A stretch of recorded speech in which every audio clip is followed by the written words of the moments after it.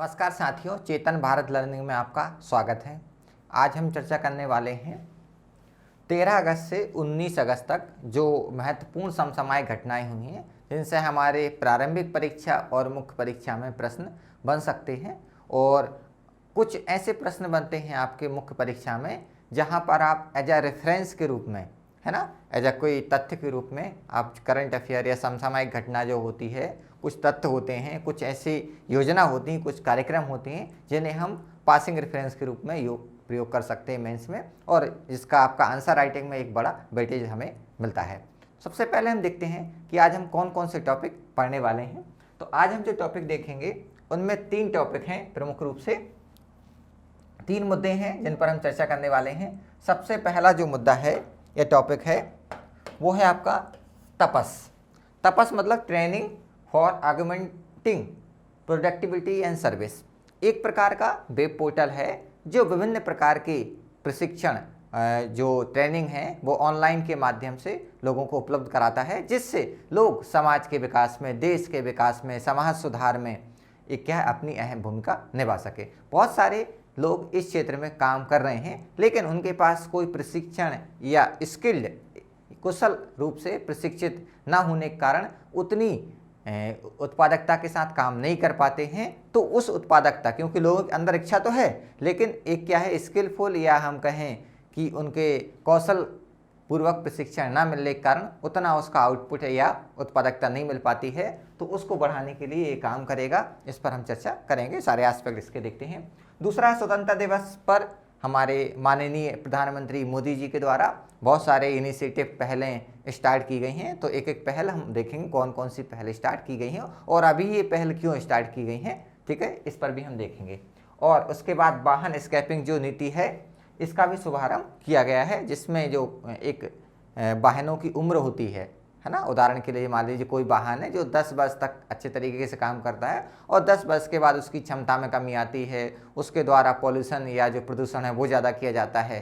तो ऐसे जो वाहन है उनको स्क्रैप किया जाए और उसकी बदले में नए वाहन लोगों के द्वारा लिए जाएं। अब जो वाहन स्क्रैप किए जाएंगे, जो स्क्रैप कराएगा उसको कुछ फ़ायदा मिले, उसके संबंध में इस नीति में प्रावधान किया गया है। तो ये हम तीनों मुद्दों पर चर्चा करेंगे। तो सबसे पहले हम उठाते हैं तपस को। TAPAS training for augmenting productivity and service, ये है तपस। सामाजिक न्याय और अधिकारिता मंत्रालय के द्वारा इसका प्रारंभ किया गया है और एक क्या है ऑनलाइन पोर्टल है। जैसा कि मैंने बताया कि लोग क्या कर रहे हैं, जैसे समाज के कई क्षेत्र हैं जहां पर लोगों के द्वारा अपनी अपनी भूमिका दी जा रही है। जैसे कोई स्वास्थ्य के क्षेत्र में कार्य कर रहा है, कोई सामाजिक सुरक्षा के क्षेत्र में कार्य कर रहा है, कोई समाज में कुछ बुराइयां हैं तो जो सामाजिक सुधार कार्यक्रम होते हैं उनके लिए कार्य कर रहा है, जैसे नशा मुक्ति, ठीक है, बच्चों को क्या है फ्री जो शिक्षा है वो प्रदान कर रहे हैं, बच्चों के लिए भोजन की उपलब्धता के लिए कार्य कर रहे हैं। लोग क्या कर रहे हैं, लोगों को स्किलफुल या उनका कौशल विकास के लिए कार्य कर रहे हैं, जिससे लोगों के लिए क्या है रोजगार उपलब्ध हो सके। ऐसे बहुत सारे समाज के क्षेत्र में कार्य हैं जिनके विकास के लिए कार्य किए जा रहे हैं। पर ये जो कार्य कर रहे हैं इन लोगों के पास क्या है, इनको अलग से ट्रेनिंग नहीं दी गई है कि हेल्थ के सेक्टर में काम करना है, स्वास्थ्य के सेक्टर में काम करना है, ठीक है। तो ये क्या है उतनी स्किलफुल तरीके से या उतने कौशलपूर्ण तरीके से काम नहीं कर पाते। कुछ लोग कर पाते हैं, कुछ नहीं कर पाते हैं, लेकिन अगर इनको प्रशिक्षित किया जाए पर्टिकुलर क्षेत्र में, जिस क्षेत्र में कार्य कर रहे हैं, तो इनकी उत्पादकता और बढ़ाई जा सकती है। और आप देखते हैं कोरोना के दौरान इस तपस की शुरुआत की गई है, तो इस समय तो हमें बहुत ज़रूरत पड़ी। हमने देखा कि स्वास्थ्य के क्षेत्र में हमें बहुत ऐसे लोगों की ज़रूरत पड़ी जिनके पास डॉक्टर की डिग्री नहीं थी, फिर भी हमारे माननीय प्रधानमंत्री जी ने आह्वान किया कि भाई आप भी आइए और अपनी जो स्किल है ना, कैसे लोग आपने देखे होंगे जो दूर दराज में डिग्री ना होने के कारण भी कई जीवन रक्षक उनने कार्य किए। तो ऐसे लोगों को प्रशिक्षित किया जाए, तो ये एक प्रकार का क्या है, ऑनलाइन पोर्टल रहेगा जिसमें विभिन्न प्रकार की ऐसी अलग अलग सेक्टर में ट्रेनिंग दी जाएगी और इस ट्रेनिंग के लिए कोई शुल्क या फीस नहीं रखी गई है। कोई भी व्यक्ति ऑनलाइन के माध्यम से कोई भी जिस प्रकार का वो सिलेबस या जो आपका पाठ्यक्रम है उसे चूज़ करता है, आपका कोर्स चूज़ करता है, उस कोर्स को वो ज्वाइन कर सकता है और अपनी स्किल को, अपनी गुणवत्ता को, अपनी कुशलता को बढ़ा सकता है। तो ये तपस है। आगे इस पर हम चर्चा कर रहे हैं। अभी ये जो है ना, राष्ट्रीय सामाजिक सुरक्षा संस्थान NISD की ये क्या है, पहले इनिशिएटिव है। अब इसमें क्या है, विभिन्न प्रकार के, जैसे मूवियों में हम देखते हैं कि उसी तरीके से कोर्स डिजाइन किया गया है मूवी टाइप में, जिससे आपका मनोरंजक तरीके से सरलता पूर्वक, जिससे आपको पूर्णतः वो कोर्स समझ में आए और उसका व्यावहारिक प्रयोग कर सकें। ठीक है, तो ये क्या है, मुफ्त वेब आधारित दूरस्थ शिक्षा कार्यक्रम है। इसे हम कह सकते हैं कि एक प्रकार का क्या है, डिस्टेंस लर्निंग प्रोग्राम, जिसे हम हिंदी में कहते हैं दूरस्थ शिक्षा कार्यक्रम। अब इसके लिए जो प्रोग्राम है जिसे कहते हैं हम MOOC। M का मतलब मैसिव, मैसिव मतलब लगभग 1 लाख लोग जो हैं, 1 लाख छात्र हैं इसमें शामिल हैं। दूसरा है ओपन, ओ से ओपन का मतलब है व्यक्ति कहीं से भी, ठीक है, कोई भी इसमें रजिस्टर कर सकता है। इस कोर्स में कोई भी व्यक्ति कहीं से भी ज्वाइन कर सकता है। तीसरा, ये कोर्स है वो ऑनलाइन तरीके से, ऑनलाइन के माध्यम से डिलीवर किया जाएगा, ऑफलाइन नहीं है, ये ऑनलाइन है। और कोर्स में क्या है कि ये very similar to most online college course, जैसा कॉलेज कोर्स में होता है कि पहले आपको थ्योरेटिकल पढ़ाया जाएगा, फिर उसका प्रैक्टिकल कराया जाएगा, फिर उसका टेस्ट होगा, फिर आप उसका व्यवहारिक प्रयोग करेंगे। तो इस तरीके से इसको डिजाइन किया गया है। ये है आपका MOOC। अब इसमें क्या होगा, इस विषय की बात करें हम कि कोई कोर्स है, अब उस कोर्स में जो विषय होंगे, उस कोर्स में जो विषय होंगे, उन विषय को, जो कोई विषय का विशेषज्ञ है, उस विशेषज्ञ के द्वारा आपको कोर्स पढ़ाया जाएगा, जिससे आप उस विषय में, जिस विषय का आपने कोर्स ज्वाइन किया है, आप पारंगत मतलब एक्सपर्ट हो सकें, उसके विशेषज्ञ हो सकें। और इससे क्या फ़ायदा होगा कि अभी हम देख रहे थे कोरोना के पहले जो क्लासेस चलती थी वो ऑफलाइन थी, ठीक है ना, और कोरोना के बाद जो ऑनलाइन एजुकेशन है उसको बढ़ावा मिला है, ठीक है। पर हम देख रहे हैं कि ऑफलाइन क्लासेस और ऑनलाइन क्लासेस में या ऑनलाइन कोर्सेस में थोड़ा लोग या जो छात्र हैं वो डिफरेंट या अंतर महसूस कर रहे हैं कि ऑफलाइन क्लासेस में जब एक टीचर पढ़ाता था, टीचर समझाता था, तो उसमें जो स्टूडेंट या जो छात्र बैठते थे उनको बड़े आसानी समझ में आता था। कोई समस्या होती थी तुरंत उसका जवाब, या जो प्रश्न है वहीं प्रश्न होता था, वहीं जवाब होता था। तो एक बड़ा सा अंतर समझ में आ रहा है कि ऑनलाइन जो है वो उतना इफेक्टिव नहीं जितना आपका ऑफलाइन है। लेकिन इसके माध्यम से ऐसा विजुअलाइजेशन किया गया है, इस तरीके से कोर्स डिजाइन किया गया है कि वो रोचक हो, पूर्णतः आपको समझ में आए। समझने आने के बाद अब ऑनलाइन पढ़ा दिया, पढ़ाने के बाद छोड़ दिया तो हो सकता है बच्चे को नहीं आया समझ में, तो उसके लिए टेस्ट की व्यवस्था है। टेस्ट के बाद भी डिस्कशन का प्रावधान भी यहाँ पर किया गया है। तो जो ऑनलाइन जो व्यवस्था है वो ऑफलाइन जो क्लासेस थी वैसे ही होगी, और ऑफलाइन जो क्लासेस बंद हुई उससे जो समस्या आ रही थी कि ऑनलाइन उतना इफेक्टिव नहीं है, अब उसको इफेक्टिव बनाया जाएगा, उसको प्रभावकारी बनाया जाएगा। क्योंकि जो चीज़ें ऑफलाइन के माध्यम से मिलती थी वो सारी सुविधाएं वो आपको ऑनलाइन के माध्यम से मिलेगी। और यहाँ पर ऑनलाइन ज़्यादा फायदेमंद है क्योंकि ऑफलाइन का एक क्षेत्र सीमित होता है, लेकिन ऑनलाइन का गाँव दूर दराज है ना, एक घर भी अगर किसी क्षेत्र में है, बहुत दूर दराज है, वहाँ तक भी ये सुविधा या कोर्स पहुँच सकता है। तो ये उद्देश्य है कि जो ऑनलाइन सर्विस है या ऑनलाइन कोर्सेज हैं हर क्षेत्र तक पहुँच सके, जो भौतिक शिक्षा थी है जिसे हम ऑफलाइन शिक्षा कहते हैं उसकी कमी को दूर कर सके। जो विषयों पर अपने ज्ञान को बढ़ाना चाहता है वो इसमें शामिल होने के लिए बिल्कुल एलिजिबल है, वो योग्य है। कोई भी व्यक्ति जो अपना चाहता है, जैसे मैं समाज सुधार या नशा मुक्ति के क्षेत्र में कार्य करता हूं और मुझे उस क्षेत्र में और अपनी क्षमता को बढ़ाना है, तो बिना किसी शुल्क के माध्यम से, मतलब निःशुल्क है, इसमें कोई शुल्क नहीं है, व्यक्ति इसको ज्वाइन कर सकता है। ठीक है। इसमें 4 प्रकार की सुविधाएं हमें देखने को मिलेंगी जिसे हम क्वांटम थ्योरी कहते हैं। सबसे पहले आपको वीडियो मिलेंगे, वीडियो आप देखेंगे, वीडियो को समझेंगे, ठीक है। अब दूसरा क्या होगा, उसके लिए आपको मटेरियल मिलेगा, टेक्स्ट के रूप में, बुक के रूप में, पीडीएफ के रूप में, जो भी अलग अलग माध्यम से आपको मिलेगा। फिर तीसरा है टेस्ट होगा, मतलब सेल्फ असिस्टमेंट, मतलब हमने कोई पर्टिकुलर वीडियो देखा, अब उस वीडियो में दूसरा देख रहे हैं हम, उसका हमें जो टेक्स्ट है वो क्या मिला, हमें मटेरियल मिला। और मटेरियल को पढ़ने के बाद क्या होगा, उसका होगा टेस्ट। टेस्ट के बाद भी आपको कोई समस्या है कि भाई पर्टिकुलर हमने जो टॉपिक पढ़ा था उसमें मेरे नंबर कम आए या उसमें ये फलानी चीज़ समझ में नहीं आई, तो फिर इसका क्या होगा, उसका होगा चर्चा या उस पर होगा डिस्कशन। ये 4 सेगमेंट हैं यहाँ पर। इसके माध्यम से आपकी जो कोर्स है उसको बहुत ज़्यादा इफेक्टिव बनाने के लिए प्रयास किया जाएगा इसमें। अब बात करते हैं इसमें कौन कौन से पाठ्यक्रम या टॉपिक या सिलेबस शामिल होगा। तो अभी जो बुनियादी टॉपिक हैं वो 5 टॉपिक या 5 सिलेबस इसमें या कोर्सेज शामिल हुए हैं। फिर इसमें 5 कोर्स के बाद और भी कोर्स बढ़ाए जाएंगे, तो हम वो आपको अपडेट करेंगे। लेकिन ध्यान रखिए, अभी ये पूछ सकते हैं तपस के तहत कौन कौन से कोर्स शामिल हैं, ठीक है। तो इन 5 का नाम याद रखिए, ऐसा भी आ सकता है, या इनमें से कौन सा कोर्स शामिल नहीं है, क्लियर, ऐसा क्वेश्चन बन सकता है। दूसरा क्वेश्चन ये पूछा जा सकता है कि ये तपस है वो किस मंत्रालय के द्वारा प्रारंभ किया गया है, तो आपको यह ध्यान रखना है। 5 बुनियादी पाठ्यक्रम की बात करें हम। सबसे पहला है नशीली दवाओं की जो समस्या है, लोग नशा करते हैं, बड़े आदी हो जाते हैं, तो नशा से उबारने के लिए लोग क्या करते हैं, आप देखें विभिन्न प्रोग्राम चलाए जाते हैं, विभिन्न लोग कैंपेन चलाते, अभियान चलाते हैं, तो उसके लिए ये पहला प्रोग्राम है, ठीक है। दूसरा, जो बुजुर्गों में समस्याएं होती हैं, बुजुर्गों की विभिन्न प्रकार की समस्याएं हैं, तो बुजुर्गों की देखभाल कैसे की जाए, मतलब जो एक ओल्ड एज के लोग हैं उनकी देखभाल करने से संबंधित आपका दूसरा जो कोर्स है।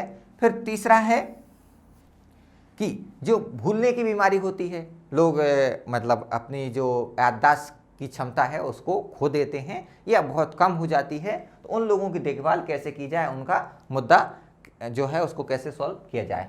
फिर ट्रांसजेंडर के जो मुद्दे होते हैं, उनकी कई समस्याएं होती, उनकी कई सामाजिक, आर्थिक, राजनीतिक कई प्रकार की समस्याएं हैं, तो उन समस्याओं के समाधान के लिए कोर्सेस है। और फिर है सोशल जो है सिक्योरिटी या सामाजिक सुरक्षा है, इसके क्षेत्र में या इससे संबंधित जो कोर्स है, ये 5 प्रकार के कोर्स इसमें शामिल हैं। उद्देश्य क्या है, जो इस कोर्स को ज्वाइन कर रहे हैं उनकी क्या है, क्षमता बढ़ाना, ठीक है। और क्षमता बढ़ाने के लिए उनको क्या है, ट्रेनिंग देना, और इससे क्या होगा, उनका ज्ञान बढ़ेगा, उनका कौशल बढ़ेगा। अब इससे क्या होगा, जब जो व्यक्ति किसी क्षेत्र में काम कर रहा था, ठीक है, और उसका आउटपुट अच्छा आ रहा था, अब लेकिन हम उससे स्किल कर रहे हैं, उससे पर्टिकुलर थ्योरेटिकल नॉलेज भी दे रहे हैं, प्रैक्टिकली उसके पास है, जो थ्योरेटिकल मिला उसका भी हम क्या कह रहे हैं, वीडियो दिया हमने, उसे टेक्स्ट दिया, फिर उसका टेस्ट लिया, टेस्ट लेने के बाद उसका क्या डिस्कशन किया, अब वो और स्किल फिर हो गया, तो उसका जो क्षेत्र है वो और इफेक्टिव होगा, उसका जो आउटपुट आएगा वो और प्रभावकारी होगा, ठीक है। जैसे हम किसी क्षेत्र में काम कर रहे थे, हमने कोई कोर्स नहीं ज्वाइन किया था, फिर भी हम अच्छा काम कर रहे थे, जब हमने उस क्षेत्र का जिसमें हम पर्टिकुलर काम कर रहे थे और कोर्स अगर हमने ज्वाइन किया, कोर्स से हमने एजुकेशन प्राप्त की, तो उसकी जो उत्पादकता वो ऑब्वियसली बढ़ जाएगी, ठीक है। तो ये इसका उद्देश्य है। अब इसका फायदा क्या होगा, ठीक है।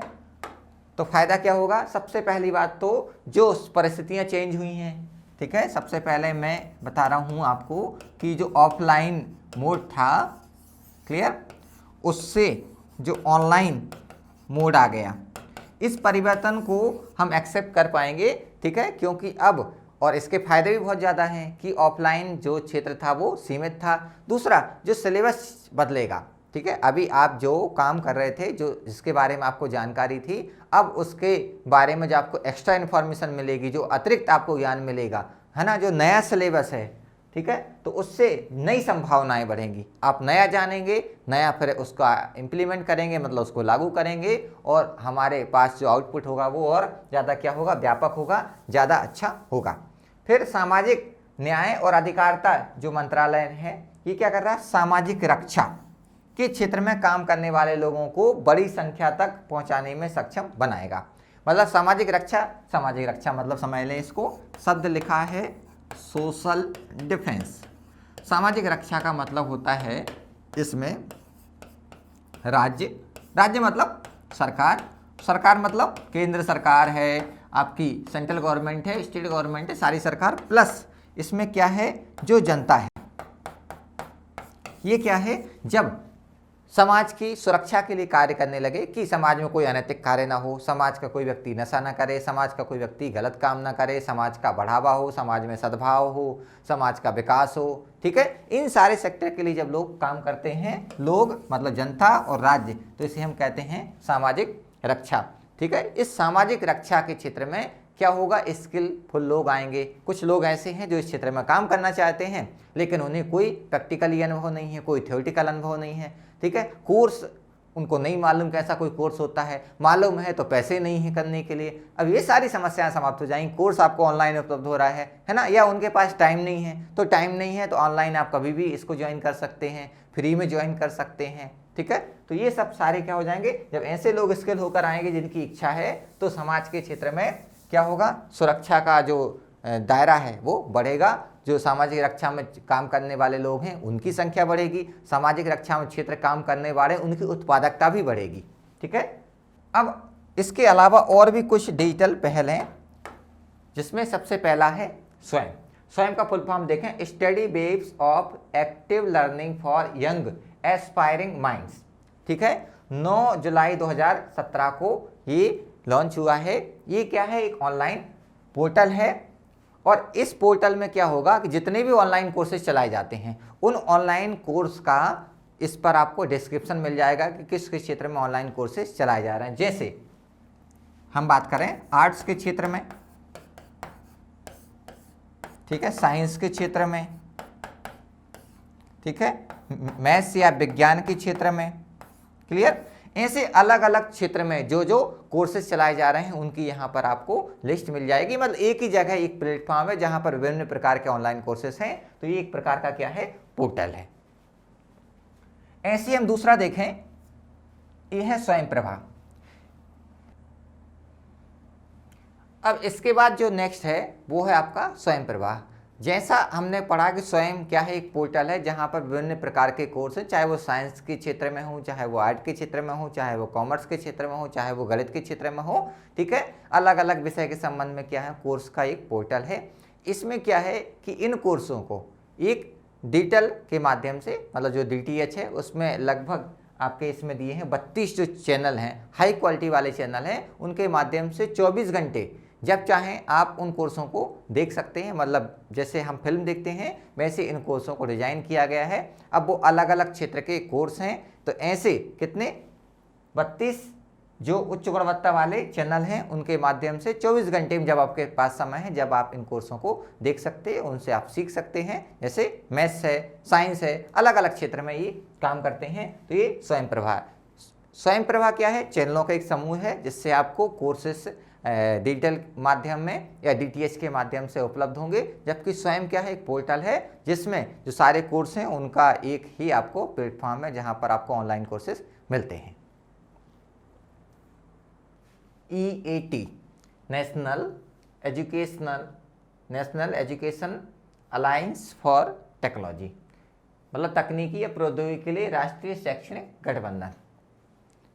इसका उद्देश्य क्या है कि जो सीखने वाले लोग हैं उन्हें हम आवश्यकता के अनुसार सिखाएं, और उस सीखने में हम क्या करें, आर्टिफिशियल इंटेलिजेंसी या जिसे हम बोलते हैं कृत्रिम बुद्धिमत्ता का प्रयोग करें। हम उसे सब सिखाते हैं। रोबोट का हम सहारा ले सकते हैं, किसी मैप का सहारा ले सकते हैं, किसी डायग्राम का सहारा ले सकते हैं, जिससे उस व्यक्ति को जिसको हम सिखा रहे हैं उसको विजुलाइजेशन हो जाए। और विजुलाइजेशन के माध्यम से अगर हम कोई चीज़ सिखाते हैं तो वो लंबे समय तक उस चीज़ को बहुत रिटेन कर सकता है, बहुत जल्दी समझ सकता है, उसमें भूलने की कोई संभावना नहीं रहती। तो ये इसका क्या है, उद्देश्य है।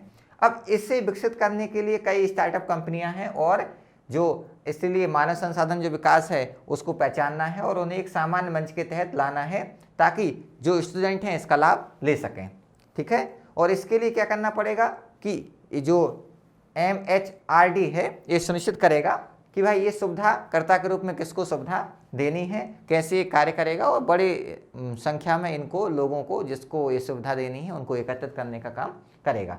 अब इसको इम्प्लीमेंट कौन करेगा, तो जो NIT है ये इसके लिए कार्य करेगी और AICTE इसके लिए लागू करने वाली संस्था होगी। तो AICTE जो है वो इसे क्या करेगी, लागू करेगी, और ये NIT जो है इसके लिए कार्यक्रम निर्धारित करेगी। तो ये थोड़ा ध्यान रखिएगा। तो हमने यहाँ पर ध्यान रखिएगा स्वयं पढ़ा, ये एक प्रकार का पोर्टल था। फिर हमने पढ़ा स्वयं प्रभा, जो क्या है, आपको DTH के माध्यम से 32 चैनल के माध्यम से आपको ऑनलाइन या डिजिटल के रूप में, एक जैसे हम मूवी देखते हैं उस तरीके से आपको चैनल प्रोवाइड करेगा, जिसमें विभिन्न कोर्सों को आप ज्वाइन कर सकते हैं। और ये क्या है, एक NEAT एक गठबंधन है, क्लियर, जिसके माध्यम से आप में जो शिक्षा है, एजुकेशन है, उसमें आर्टिफिशियल इंटेलिजेंस का प्रयोग करना है। तो थोड़ा इनको ध्यान रखिएगा। इसके बाद हम बात करते हैं प्रौद्योगिकी वर्धित शिक्षा पर राष्ट्रीय कार्यक्रम। तो इसमें जो हमारा शिक्षा मंत्रालय है, इसकी एक परियोजना है, और भारतीय जो हमारा विज्ञान संस्थान बेंगलोर और साथ जो हमारे IIT हैं, इनके द्वारा, मतलब तीनों मिलकर इसको चला रहे हैं। ये NPTEL national programme on technology enhanced learning, मतलब लर्निंग या सीखने की जो प्रक्रिया है उसमें हम तकनीक का प्रयोग करके उसको बढ़ावा दें, जिससे हमारी जो टेक्नोलॉजी है या जो तकनीकी है उसको हम बढ़ा सकें, या तकनीकी के माध्यम से हमारा लर्निंग की प्रोसेस है उसको बढ़ा सकें। It is a government of India sponsored collaboration educational programme है। गवर्नमेंट इंडिया इसमें क्या है, स्पॉन्सर कर रही है। ऑब्जेक्ट क्या है कि जो सीखने की जो क्षमता है उसको बढ़ावा देना। फिर जो एग्जीक्यूटिव बॉडी है या एग्जीक्यूशन बॉडी है या जो इसको लागू करेगी, इसको क्रियान्वित करेगी, तो हमने पढ़ा कि जो इसमें 7 IIT है ना, और आपका जो IISc बेंगलोर है, और इसके अलावा और भी कुछ जो हमारे प्रोजेक्ट में शामिल होने वाले इंस्टीट्यूशन हैं। कोर्स क्या होंगे, बेसिक कोर्स हैं इसमें, जैसे सेमेस्टर है आपका, फर्स्ट सेमेस्टर, सेकंड सेमेस्टर है, सिविल इंजीनियर है, कंप्यूटर साइंस है, engineering, electronical engineering, electronics engineering, mechanical engineering, ठीक है, इस टाइप के ये सारे कोर्स हैं। और आप देखिए एज पर अक्टूबर 2012 का डेटा है 600 जो कोर्स हैं वो ऑनलाइन के माध्यम से उपलब्ध हैं, ठीक है। तो हल्का हल्का इनके बारे में कभी स्टेटमेंट पूछें तो थोड़ा थोड़ा हमें आना चाहिए। प्रीलिम्स में इनके बारे में आ सकता है, ऐसा मेंस में क्वेश्चन नहीं बनेगा पर्टिकुलर। हाँ, शिक्षा के क्षेत्र में सरकार के द्वारा किए जाने वाले जो प्रयास हैं, ऐसा मेंस में क्वेश्चन बन सकता है। तो फिर हमें स्वयं क्या होता है, स्वयं प्रभा क्या होता है, ये सब थोड़ा थोड़ा नॉलेज होना चाहिए।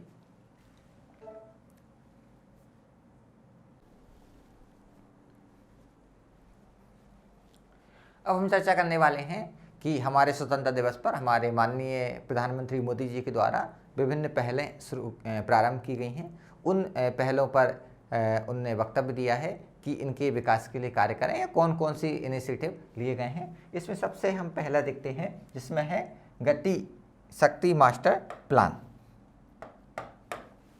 गति शक्ति मास्टर प्लान ये क्या है, ये हमारे बुनियादी ढांचे के लिए 100 लाख करोड़ रुपए की एक परियोजना है, ठीक है। बुनियादी ढांचा मतलब इसमें हमारा सड़क आएगा, ठीक है, इसमें हमारी रेलवे आएगी, इसमें हमारे ब्रिज आएंगे, इसमें हमारे अंडर ब्रिज आएंगे। ये सारे जो अवसंरचना या जिसे हम अधोसंरचना कहते हैं, उसके लिए जो कार्य किए जाते हैं, उन सब के विकास के लिए कार्य करेगा, ठीक है। मतलब उसके लिए फंड प्रारंभ किया गया है।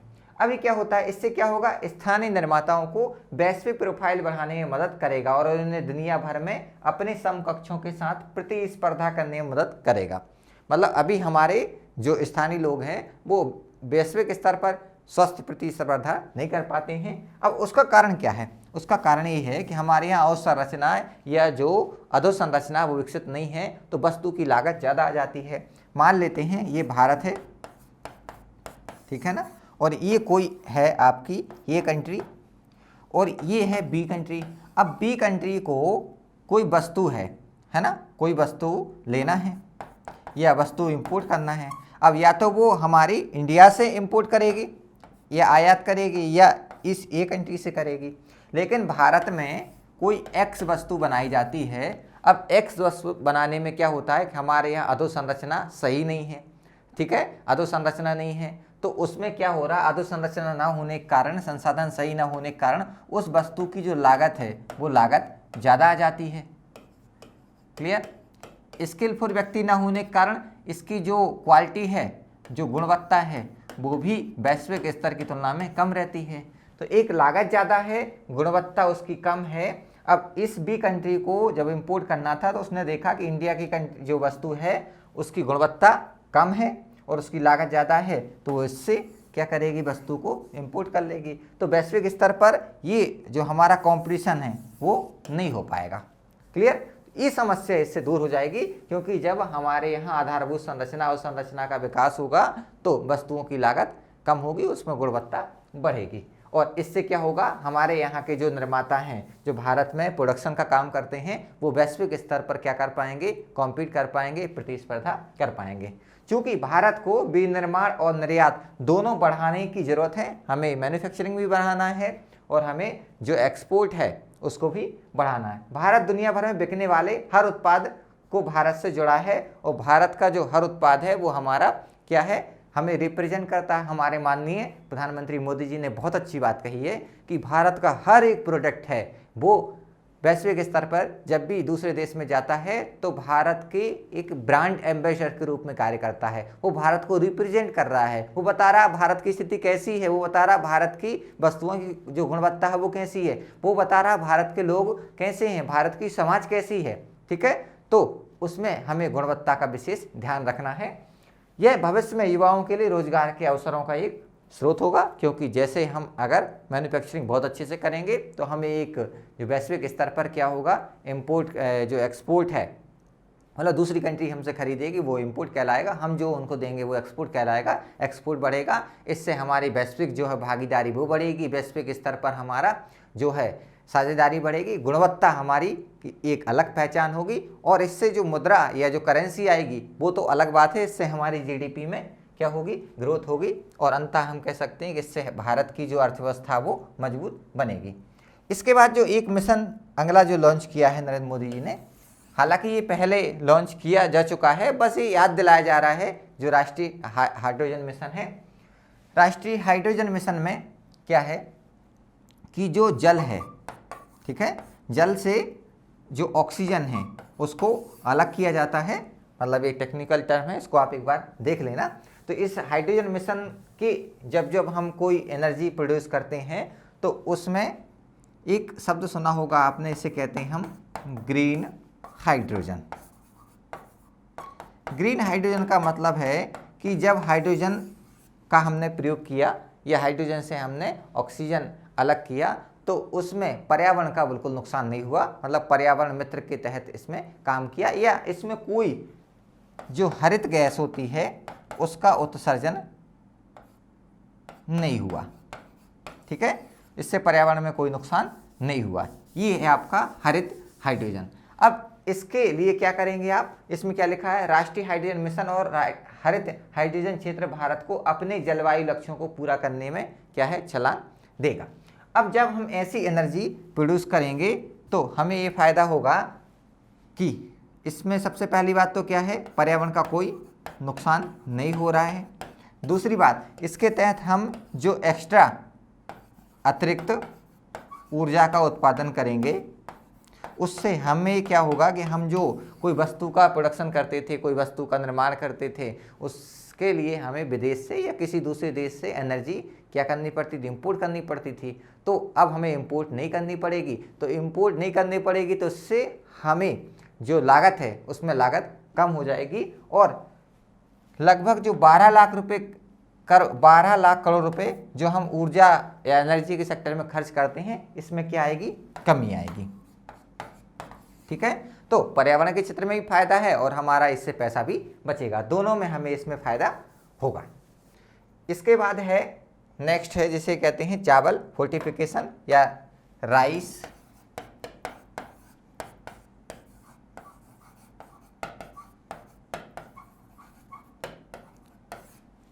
चावल या किलेबंदी जैसे अच्छा शब्द, वैसे हिंदी में फोर्टिफिकेशन ही ज़्यादा सही रहेगा।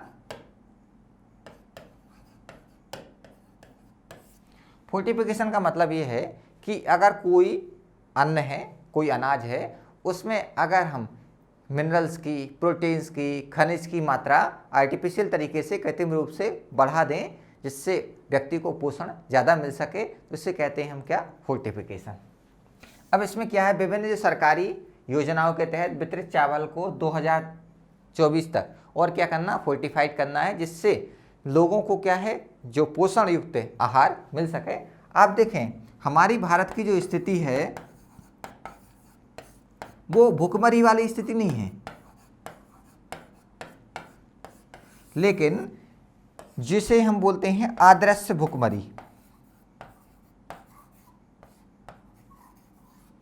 आदर्श भुखमरी मतलब कि व्यक्ति को खाना मिल रहा है, लेकिन वो खाना जिस खाने में खनिज होना चाहिए, जिनमें मिनरल होना चाहिए, जिनमें विटामिन होना चाहिए, जिनमें प्रोटीन होना चाहिए, जो उसके शरीर के लिए आवश्यक तत्व हैं, वो उसमें उपलब्ध नहीं है। हमने खाना खाया, हमारा पेट बढ़ गया, ठीक है, पेट बढ़ गया और भर गया, लेकिन मतलब आप खा रहे हैं, आपका पेट भरा है, पर आपके शरीर को जो आवश्यक तत्व चाहिए थे वो नहीं मिल पा रहे हैं। तो जो आदर्श भुखमरी है या हिडन, इसको हम हंगर कहें, ये समस्या है। इस समस्या से दूर करने के लिए क्या करना पड़ेगा कि जो आपको खाना मिल रहा है, जो आपको अनाज मिल रहा है, उसमें विटामिन की मात्रा को, उनमें खनिज की मात्रा को, क्या है, प्रोटीन की मात्रा को बढ़ाया जाए, ठीक है। तो उपभोक्ता मामले खाद्य सार्वजनिक वितरण मंत्रालय के मुताबिक देश में हर दूसरी महिला क्या है, एनीमिक है, और हर तीसरा बच्चा क्या है, अविकसित है। खाना मिल रहा है पर वही जो आवश्यक तत्व चाहिए थे वो नहीं मिल पा रहे हैं। और भारत की अगर हंगर इंडेक्स में स्थिति देखें, 107 देशों में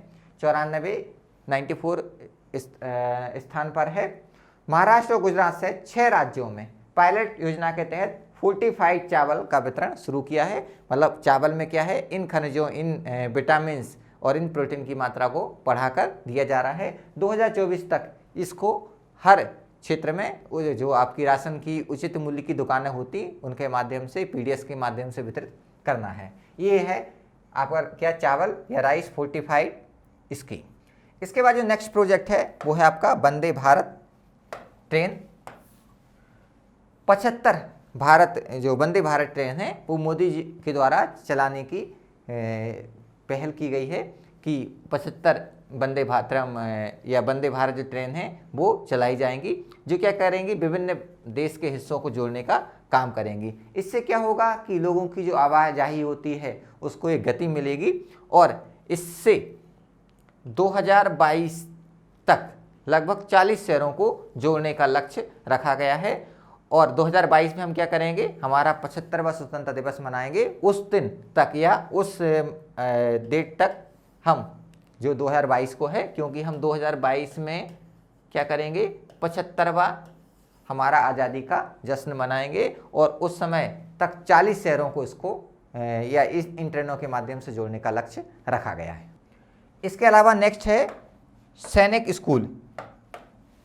अब क्या है, लड़कियों के लिए भी खोले जाएंगे। आप जानते हैं कि जो बच्चा सैन्य में जाना चाहता था उसके लिए अलग सैन्य स्कूलों का हमारे यहाँ प्रारंभ किए गए थे। स्कीम थी कि भाई सैन्य स्कूल में आप एडमिशन लें और फिर आप बाद में सेना में जाएंगे। लेकिन अब देश में सैनिक स्कूलों में लड़कियां भी जाएंगी। देश में इस समय हम बात करें टोटल 33 सैनिक स्कूल हैं जो सेना के लिए बच्चों को तैयार करते हैं। सैनिक स्कूल सोसाइटी द्वारा चलाए जाते हैं जो रक्षा मंत्रालय के प्रशासनिक नियंत्रण में रहते हैं। इसका उद्देश्य क्या होता है कि जो छात्र पहले से ही भारतीय सेना में जाना चाहते हैं तो उन्हें उसी के अनुरूप ढाला जाए, उन्हें वही शिक्षा दी जाए जिससे उन्हें सेना में जब वो जाएंगे तो या सेना के क्षेत्र में जब वो कार्य करेंगे तो पहले से उन्हें इस बात का अनुभव होगा या जानकारी होगा। और सैनिक स्कूल की जो एग्ज़ाम होते हैं उनके लिए उनको तैयार करना होता था। तो अब ये महिलाओं के लिए या लड़कियों के लिए भी खोल दिए गए हैं। इसके अलावा नेक्स्ट है ई कॉमर्स जो प्लेटफॉर्म है, किसके लिए, सेल्फ हेल्प ग्रुप, जो स्वयं सहायता समूह होते हैं, इनके लिए ई प्लेटफॉर्म खोला गया है। अब सबसे पहले स्व सहायता समूह क्या होते हैं। स्व सहायता समूह ऐसे समूह होते हैं जो 15 से 20 खास करके महिलाओं के द्वारा बनाए जाते हैं। इसमें पुरुष भी हो सकते हैं, लेकिन जनरली हम देखें कि लगभग 80% प्लस हैं, उसमें महिलाएं मेंबर ज़्यादा हैं। तो 15 से 20 महिलाओं का या लोगों का समूह होता है जो अपने लिए कोई एक कार्यक्रम प्रारंभ करती है, जैसे पापड़ बनाने का काम है या कोई भी अगरबत्ती बनाना, धूप बत्ती बनाना, जिससे अपने वो दैनिक चर्या के जो खर्चे हैं उनको पूरा करते हैं।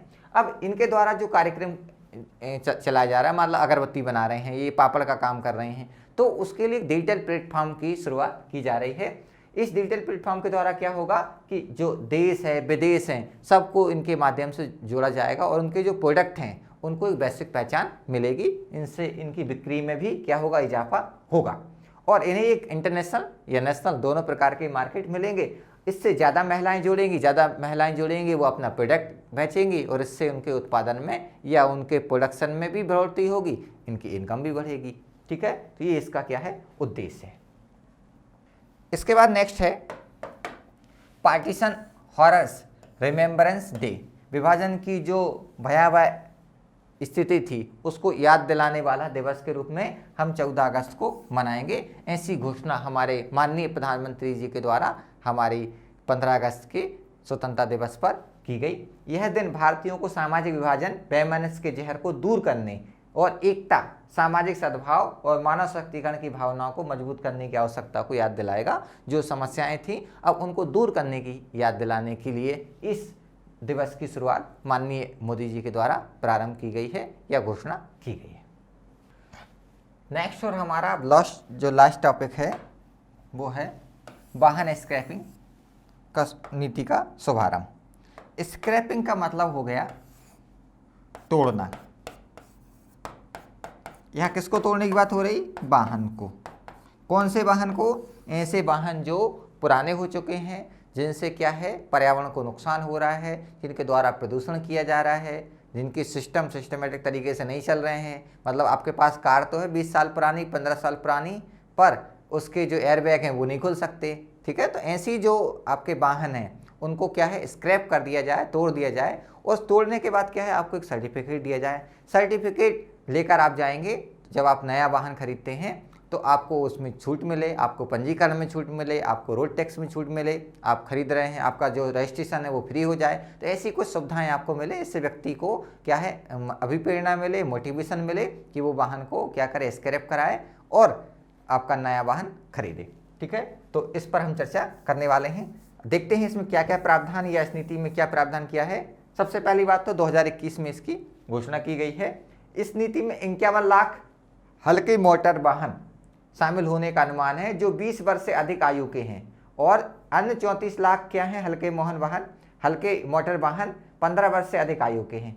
मतलब कुल मिला के आप 51 लाख और 34 लाख इतनी बड़ी मात्रा में जो वाहन हैं वो 15 साल पुराने हैं, कोई 20 साल पुराने हैं, जो स्क्रैप जो हमारी नीति है, जो तोड़ने वाली नीति, उसमें ये शामिल है। अब इसका उद्देश्य क्या है?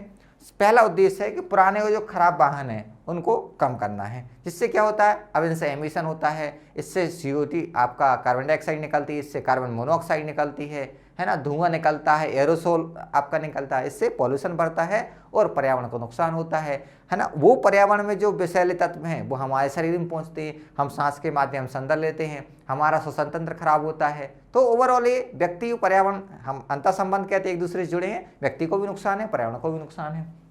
वाहनों के वायु प्रदूषकों को कम करना। अब जो हम देख रहे हैं कि BS2, BS3, BS4, BS6 है ना, हम BS6 जो लाने वाले हैं तो BS6 में क्या होगा कि ये कम पॉल्यूशन करेगा, कम प्रदूषण करेगा, है ना। गुणवत्ता ज़्यादा है, क्वालिटी ज़्यादा है, माइलेज ज़्यादा है ना, इसकी जो कैपेसिटी वो ज़्यादा है। तो इससे क्या होगा, पॉल्यूशन कम हो जाएगा और गुणवत्ता ही बढ़ जाएगी। सड़क और वाहनों की सुरक्षा में सुधार करना है। ठीक है, सड़क में भी सुधार करना है और साथ में जो वाहन हैं उनकी सुरक्षा में सुधार करना है, क्योंकि आप अगर खटारा गाड़ी चलाएंगे पुरानी और आप एक्सीडेंट हो गए तो बचने की संभावनाएं नगण्य हो जाएंगी। तो ये इसका क्या है, उद्देश्य है। ये जो हम पढ़ रहे हैं स्क्रैपिंग पॉलिसी, उसका जिस्ट है कि कैसे इसकी प्रोसेस होगी। जैसे आप जो 20 साल वाला जो है उसके लिए आप स्क्रैप करवाएंगे, फिर आपको रजिस्ट्रेशन मिलेगा, रजिस्ट्रेशन लेकर आप जाएंगे, तो जब आप खरीदेंगे तो उसमें आपको कुछ छूट मिलेगी, रोड टैक्स में छूट मिलेगी। ठीक है। जो आपका वाहन निर्माता, प्रोड्यूसर या डीलर है, वो आपको जब आप कोई बाइक या कार जो भी आप खरीदते हैं उसमें 5% की छूट देगा। तो ये सारी इसकी, और सरकार इसका डेटा रखेगी, ये जिस्ट है। अब देखिए जो वाहन है, इस वाहन का होगा टेस्ट, ठीक है, फिटनेस टेस्ट।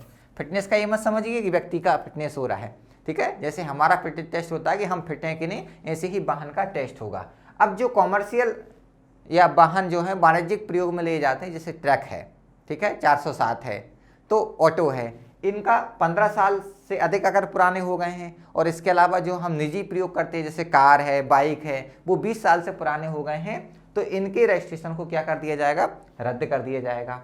इसमें अब इनका टेस्ट होगा कि भाई इनसे कितना जो है CO2 निकल रहा है, ठीक है, कार्बन मोनोऑक्साइड निकल रही है, क्लियर। तो जो नुकसानदायक गैस है उनका एमिशन कितना हो रहा है, इनका ब्रेकिंग सिस्टम क्या है, सेफ्टी कंपोनेंट्स क्या है, कि इसका ब्रेक काम करता है ढंग से कि नहीं, ठीक है, एयरबैग इसमें है कि नहीं, एयरबैग खुलते हैं कि नहीं, ठीक है। इसके अलावा ये सारी जांच की जाएंगी। और देखिए इसमें हम सिर्फ इसकी जो पुराने होने की समय है या आयु की बात करें कि 10 साल पुराना, 20 साल पुराना, ये अकेला टेस्ट नहीं कर रहे हैं हम, आयु के साथ हम उसकी गुणवत्ता भी देख रहे हैं।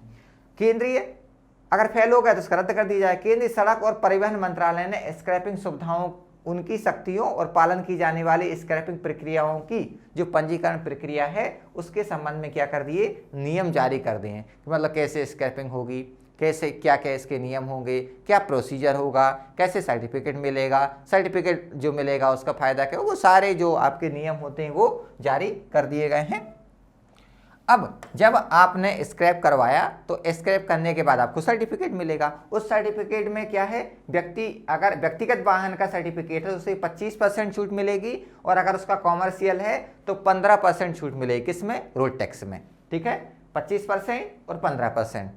इसके बाद वाहन में छूट, अगर वो व्यक्ति नया वाहन खरीदता है तो निर्देश दिया गया है इसमें कि जो वाहन निर्माता है तो वो व्यक्ति, जिस व्यक्ति ने अपना वाहन स्क्रैप कराया है वो सर्टिफिकेट दिखाता है, उसे 5% की छूट दे, इससे उसको मोटिवेशन मिलेगा।